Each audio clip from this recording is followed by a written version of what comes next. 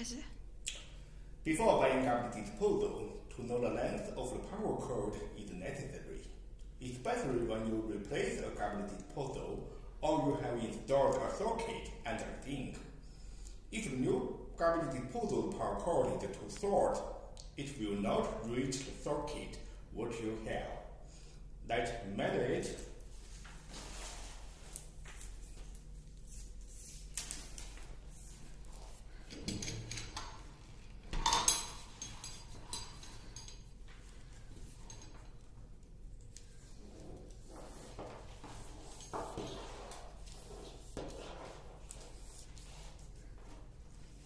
We can see that the power cord of this gravity disposal is about 100 centimeters, weight equivalent to 3.3 feet. It is long enough. It's a very good gravity disposal.